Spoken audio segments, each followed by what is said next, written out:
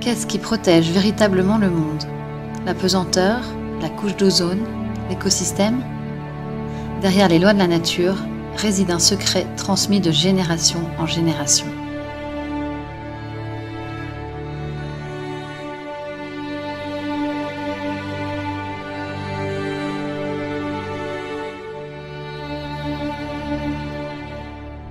Au Cheder de Taj Bar, la pureté est respirable, palpable.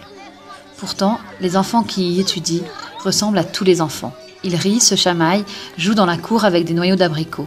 Ils ont juste la chance d'avoir comme directeur Rav Krichevski. Injuste, un homme dont la tzidkout est exceptionnelle. Mais ne l'appelez pas directeur, il déteste ça. On constate que vraiment il court toute la journée. D'ailleurs, je me suis demandé s'il n'y avait pas plusieurs Rav Krichevski, s'il n'y avait pas des frères. Et la chose la plus incroyable, c'est qu'il arrive, quand on lui demande quelque chose, à prendre le temps, à être disponible et avec la gentillesse, avec le sourire. J'ai jamais vu ça. Jamais vu ça. Une qualité humaine que même en France, on n'a pas trouvé. Père de 13 enfants, dont 2 adoptés, Gabaï de la synagogue, responsable du Hérouv, il se lève à 5 h du matin pour prier au Netz afin de se consacrer uniquement au bon déroulement de la tfila des enfants à l'école à 7 h.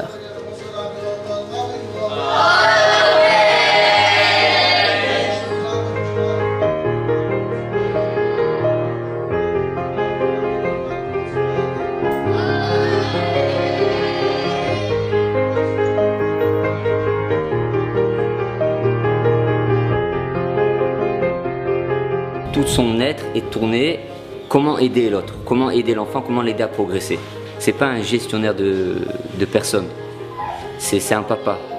C'est un papa, c'est un rav, c'est un maître, c'est un ami. Retour au Cheder. Depuis le début de la matinée, Rav Krichevski est interrompu sans cesse par un enfant qui s'est blessé, un autre qui veut appeler sa maman ou un troisième qui a une question urgente. À chaque enfant, il répond tout simplement avec douceur et attention, comme s'il était le premier à venir lui parler. Les cours commencent. Les valeurs que transmettent les textes sont primordiales. Valeurs de droiture, d'équité, de justice.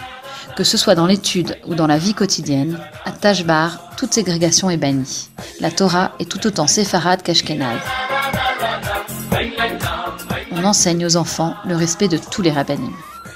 Nous voyons ici Rav Ovadia Yosef, Rav Chaim Kanievski, Rav Vosner. Et tous nous transmettent la même idée. Il n'y a rien qui résiste à la volonté.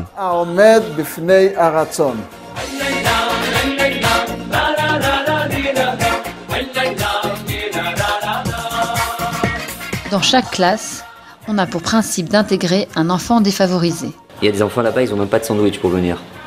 Donc on ne parle même pas de payer le Cheder. Ils n'ont pas à manger. Ça, c'est un des actes de chesed que fait l'école, en dehors de son fonctionnement normal, quotidien, qui est de gérer tous ses enfants. Par souci d'équité, Rav Krichevski accepte beaucoup de Français, pourtant éloignés de son univers. Pour lui, seul compte la volonté et la bonne foi. On veut être deux fois plus bien dans Torah. On veut passer dans les cheveux très bien et peut-être après un rapport de monsieur et faire des ballets, tu vois, quand on peut.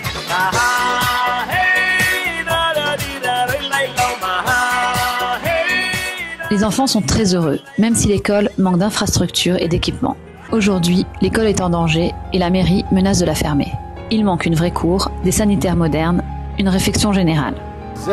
C'est la seule cour où les enfants peuvent jouer. C'est avec un toit et des murs. Et nous souhaitons que les enfants aient une vraie cour extérieure où ils peuvent prendre l'air.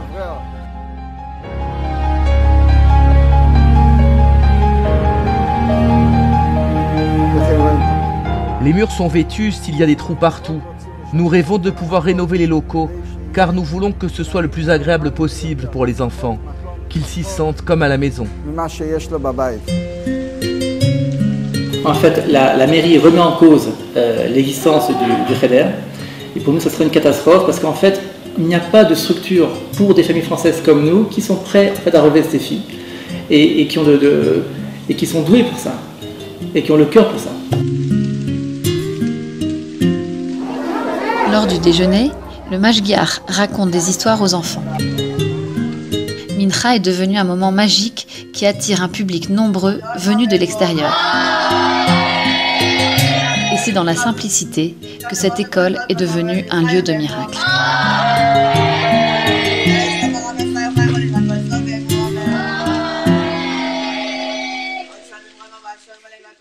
Qu'est-ce qui protège véritablement le monde? Les mères d'Israël connaissent le secret. Depuis des siècles, elles versent des larmes afin que leurs enfants prononcent les mots de la parole divine. Ces mots qui s'élèvent vers le ciel jusqu'au trône divin et qui protègent nos vies à travers le temps et l'espace.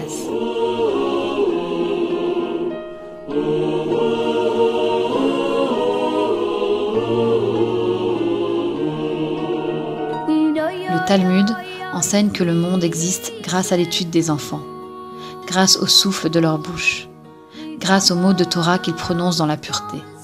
Ils n'ont jamais fauté et seule leur Torah détient le pouvoir de maintenir la vie.